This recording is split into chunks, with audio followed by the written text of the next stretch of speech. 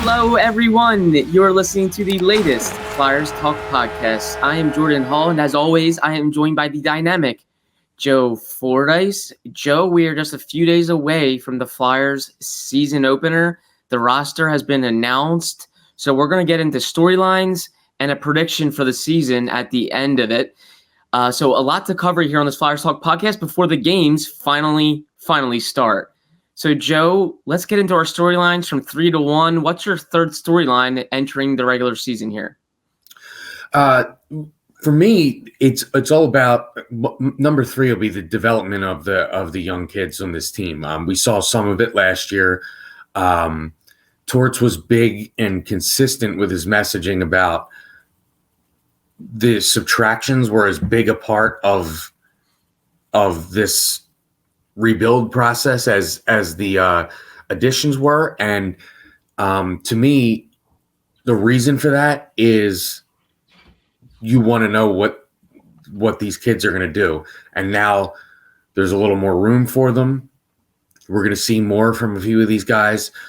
We saw some, it's not even just the guys that didn't play a ton last year. To me, it's a lot about the guys like Cates. Do they take another jump in their game? We know Torts was very high on him last year. So does he take another leap in his game?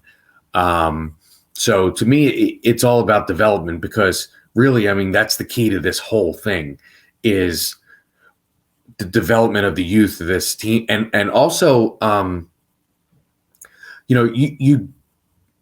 he said it to us in an interview that we'll have on our opening night pregame show.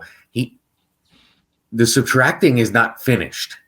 He made that clear. So there's still some, I guess, weeding out that there is to do. I mean, we even saw it with Wade Allison being placed on waivers the other day. I mean, there clearly is still some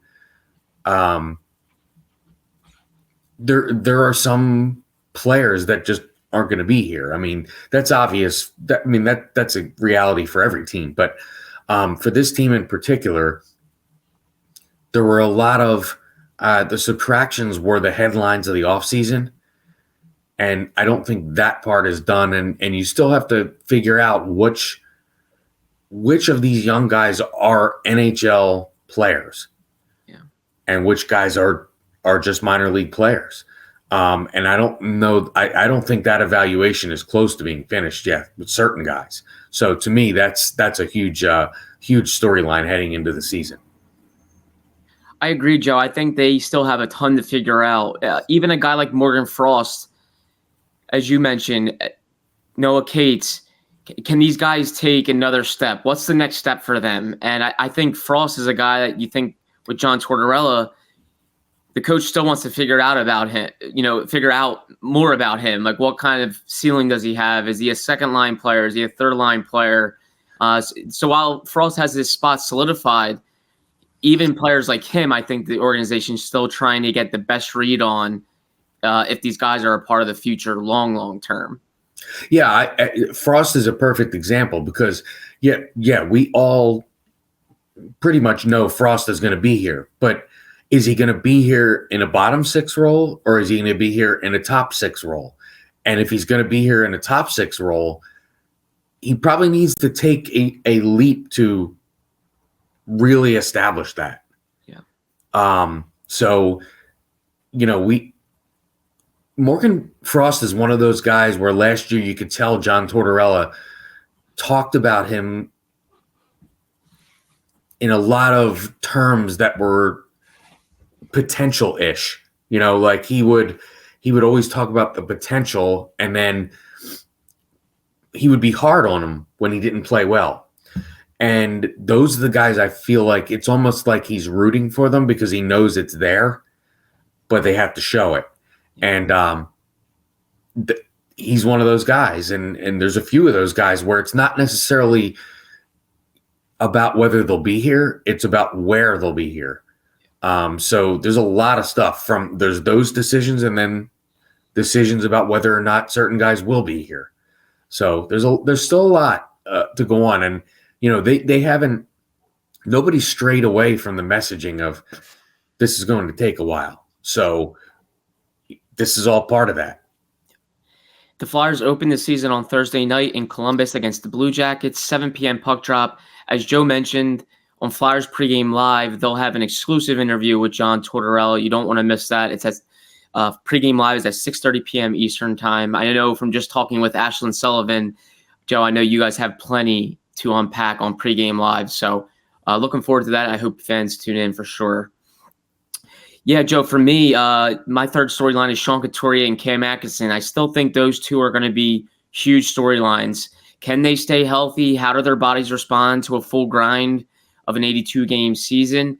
And I just think they can be difference makers if they are healthy. Sean Couturier, especially, even in the preseason, as the games ramped up toward the end, as he got more games, you could see him on the ice before taking a face-off. He's directing young players, telling them where to stand, where to go, and then he's winning that face-off almost always.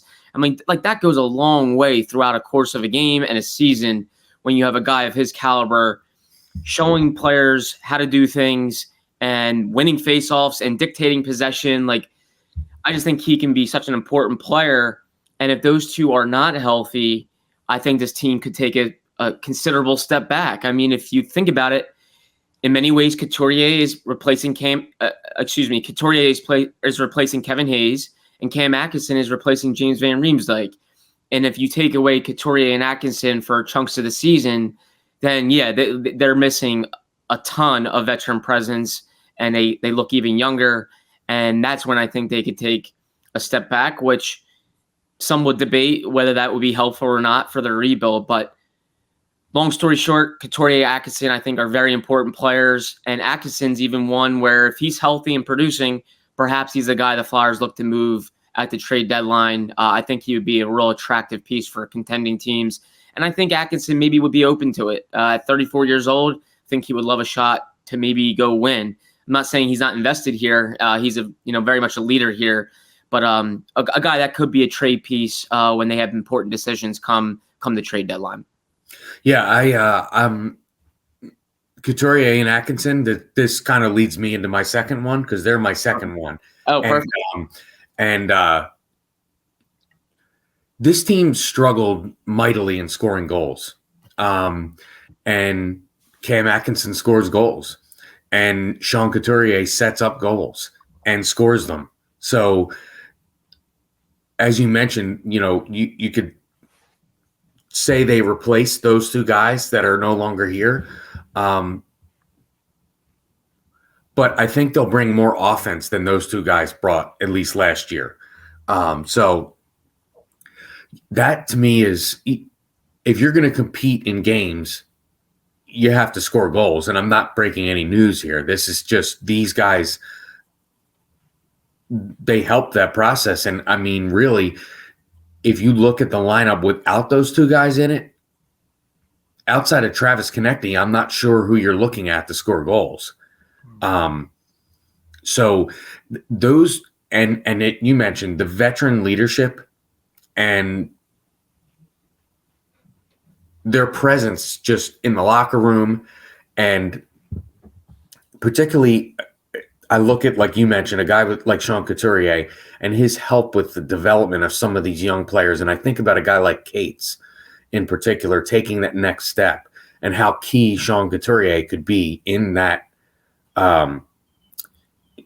area, because Cates is kind of a similar player in the sense that he's a two-way guy. Torts is happy with his game on both ends. And if you want to continue to develop in that area, what better way to develop than kind of learning from a guy that was the best in the league at it a few years ago. So I think Couturier's presence is huge, but both of those guys in generating offense, which is one of the key struggles, and John Tortorella talked about that in the preseason, talked about it a ton last year about how their issue was scoring goals, and guys that when they had a chance to make a play, they needed to finish it. Well, those two guys know how to do that. So to me, you can't stress enough the importance of those two players in the lineup. Yeah. Catch all the sports action and more at Rivers Casino Philadelphia. Whether it's the money line or the pass line, there's something for everyone, including a great sports book. Rivers Casino Philadelphia. Philly loves a winner. Gambling problem? Call 1-800-GAMBLER. And Joe, we all know the power play struggles the team had. It was last in the league in 2022-23. Couturier and Atkinson are two guys that could help there. And like you said, overall, just in the goal scoring department, they need a boost, and those two guys have a track record of putting the puck in the net. Joe, for me, my second storyline will just be defense. I think that's where the questions really permeate for the Flyers is defensively. You lose Tony DeAngelo, Ivan Provorov, Justin Braun. They want to get younger on the back end, but we'll see when that will really take shape. They still have a veteran look with Sean Walker and Mark Stahl. But, of course, they have some kids pushing like Igor Zamula and Emil Andre, just to name a few. Ronnie Adder, Adam Ginning. So they have some prospects. But how young will they get? When will it happen? And what could the team look like after the trade deadline on defense? But I really think that's going to be their biggest area of concern is defense. I think their picture and ingredients up front is not all that terrible. I think their forward group has some promise there. Defensively, I just think they have a lot to prove. Cam York is going to get his first full crack at the NHL. A lot to prove. Travis Sanheim needs to bounce back in a big way. There's a lot to prove there. What can Rasmus Ristolainen do? Maybe in more minutes. A ton to prove there. What do the pairs look like? I think there's still question marks there. So a lot to figure out. And as we all know, I think the teams that take the biggest steps have an identity on the back end. They have consistency. They have they're stabilized on the back end. And I don't think the Flyers are there yet. So to me, defensively, just keeping an eye on what happens on the back end will be something worth watching all season. Yeah, and that leads me right into my number one. My number one defense. And kind of going back to what we were talking about a little earlier about there's a lot of these guys where you might not know whether they're NHL players or not. Yeah. I think, unfortunately, a lot of those guys are defensemen. And the guys that you just rattled off are a lot of them. Zamula. I think we all think Emil Andre is going to be an NHL defenseman. I don't know if he's there yet. Ginning. These guys are, I guess you could call them like fringe guys, and you can't have too much of that on your defense going into the season because then you're going to have problems and you're going to struggle to establish an identity as a team. The seasons as they start, you mentioned Sanheim has to bounce back. There's a lot of pressure on York now to be the guy because Ivan Provorov's not here anymore. And we talked about this on this podcast several times. Rasmus Ristolainen may have been the Flyers' best player over the last month of the season last year, or maybe even longer. He starts the season on IR, but hopefully he's back soon. And can he keep that up? And does he continue to play in the way that he played late last season, where he was still solid, but he was still his solid defensively, but he looked to create some offense more.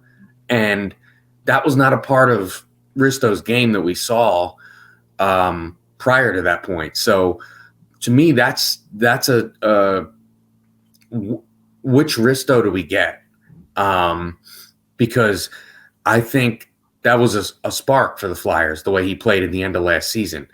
And I think he was one of their most improved players from year to year, from the 2 seasons ago to last season. So I think those are all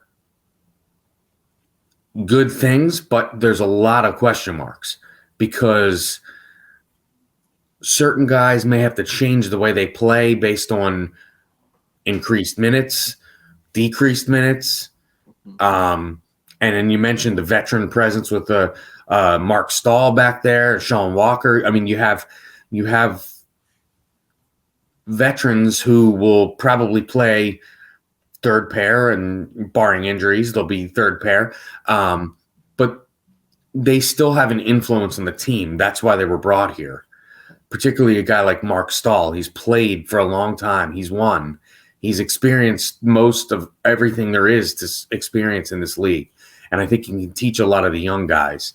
But it's kind of figuring out who's an NHL guy. I mean, just to bring up Zamula for one, he's a guy we talk about on this podcast a lot, about most to prove, most to lose. He fits into both of those categories because the time is now, when it's based on his age and things like that. You know, the time is now for him, and they need to know whether he's an NHL player or if he's going to be on the Phantoms. And, you know, when we talk about how this team has a lot of work to do, that's an area where there's still a lot of work to do, because there's a lot of guys that are fringe, whether they're NHL players or not, for the long haul.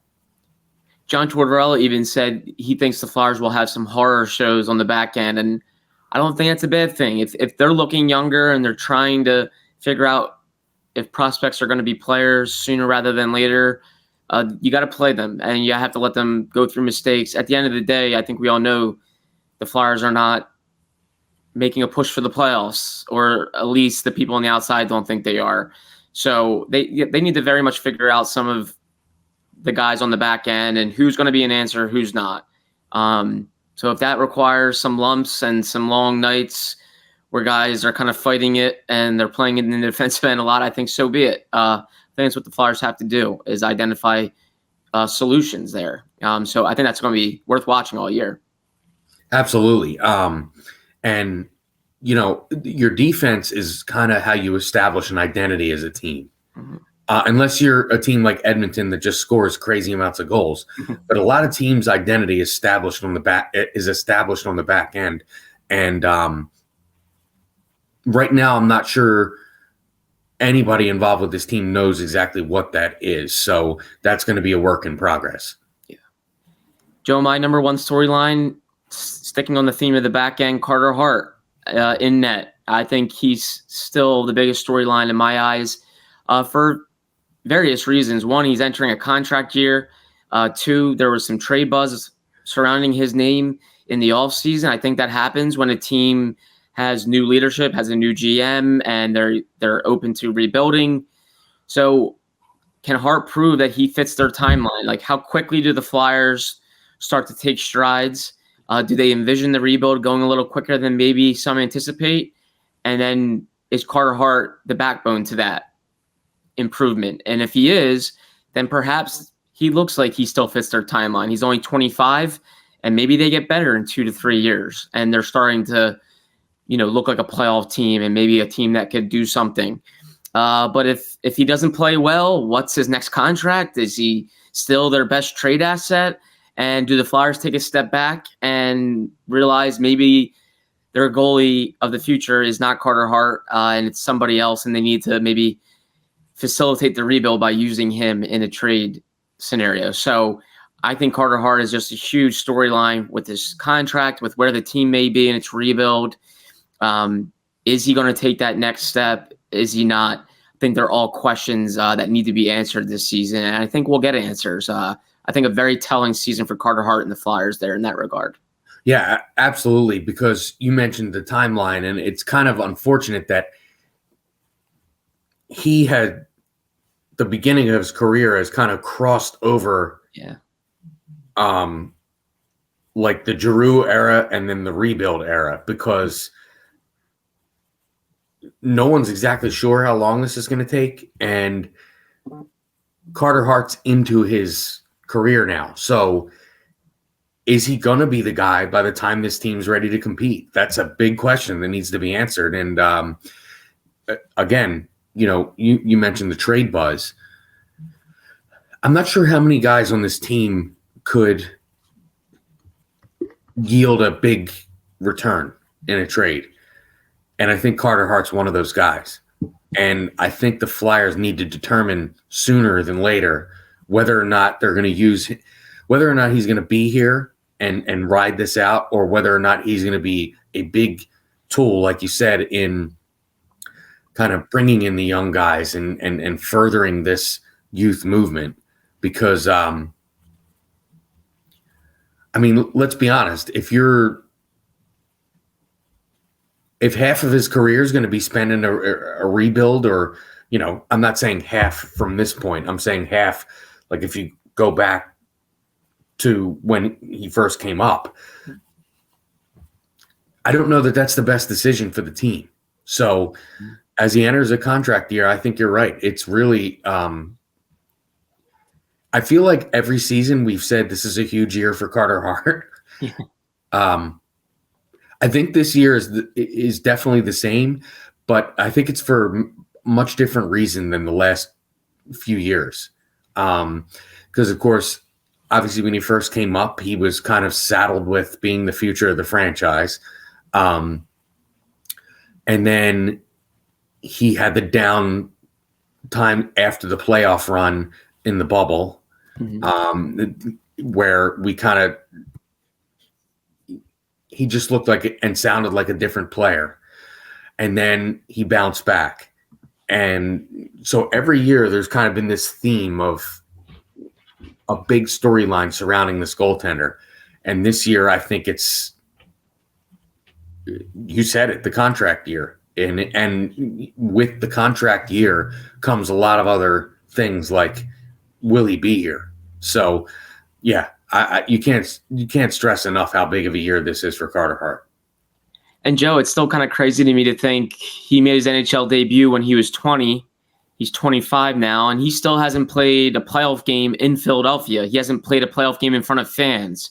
Obviously, his only playoff appearance came in the bubble with no fans. So to think that Hart is now established and 25 and hasn't seen playoff hockey in Philadelphia just kind of tells you where the Flyers have gone. Yes, COVID-19 played a major impact in that fact, but still hard to believe, and that Hart has really not had that playoff type of experience yet, and it tells you just kind of how far the Flyers have gone south, and they're trying to get back, to where maybe they're in that conversation a little bit. Right, and on that point, I don't think anybody's under any illusions that he's going to be playing one anytime soon. Yeah. Which may be a factor in his mind about his own career. So that's a big factor as well. Yeah. Yeah, and Joe, as we said, Carter Hart will have a big say in where this team finishes. So let's get to our prediction portion here. Where might the Flyers finish in your eyes? How many points? Maybe where in the standings? Give us your take, Joe. I think this team is going to be hovering around the 10th, 11th spot in the East. And I would say they'll finish in the high 70s in points. I don't think it's going to be a question whether or not they're going to make the playoffs. I just don't see them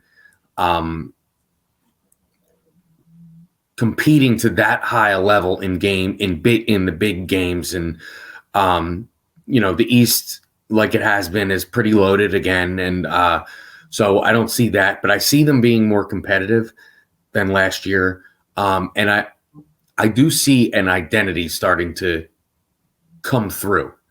And I feel like last year was kind of littered with a lot of like, okay, well, that guy's not going to be here. That guy's not going to be here. And that seemed to, that was a messaging from the head coach for a lot of the year. So I think there'll be less of that and more of how far has this guy developed, or how much has this person improved, or how much is this guy an NHL player? Again, we mentioned that a lot during this podcast. So, but I think their style of play will look different, more competitive. A lot of these guys use the hard to play against messaging. So I think that will all be improved. I think the standings will be kind of similar to last year, but maybe a few point difference, but finishing around the same spot and, out of the playoffs, but that's not anything that's not expected at this point for me or anyone else. I think a lot of people forget the Flyers kind of overachieved last year, as difficult as the year was probably for so many fans to stomach, they did actually overachieve if you think about it with no Cam Atkinson, no Sean Couturier, and they saw improvement in wins, points, coming off a season where they lost 57 games. So there was improvement. Joe, I think it's realistic to think that they can make another jump, but not a real huge one, kind of something you alluded to. They had 75 points last year. I think it's realistic they finish with 81 points. Maybe turn a couple of those overtime losses into wins. If Sean Couturier and Cam Atkinson can stay healthy, I think it's possible they're still in it come February. They were kind of in it at the start of February last year. They were kind of in the race and in the picture, but then they fell off. I think that's possible it happens again. And, of course, the trade deadline could take a big chunk of their roster away if things go maybe how people think. So I think 81 points. I don't know exactly where that will put them in the standings, but some strides will be taken, but another year of no playoffs, and I don't think that's going to be a huge surprise. I think the key thing, as you mentioned, Joe, will be how do they start to really developing players? Are some of the middle-aged players, 24, 25 range, are they taking steps? And, of course, are their prospects getting looks and showing maybe the Flyers they can be players too? I think those will be the key points to the season and how the Flyers fare. But, Joe, it'll be interesting to see for sure. Joe, did you have one more point? Yeah, no, I just was going to say I think that's going to be our theme is who's taking steps, and are the steps forward or backward? Because we're realistic here. I mean, some of these guys are going to take steps backwards, and that's just part of this whole rebuild process is evaluating on the fly. And again, that's going to be another season of a lot of that type of storyline as this rebuild continues. Yeah, a ton of future talk, a ton of who will be here, who will not, who's going to be an answer. I think those are all questions the Flyers front office and coaching staff are going to be looking at this season. And, of course, we'll be evaluating it here on the Flyers Talk podcast. Joe Fordyce, thank you so much, as always, for joining me. Great to see you. Great to chat with you. Catch Flyers Pregame Live, produced by our very own Joe Fordyce, on Thursday night, 6:30 p.m. Eastern Time. There's plenty to watch there, I promise. I've heard about it, and I can't wait to watch myself.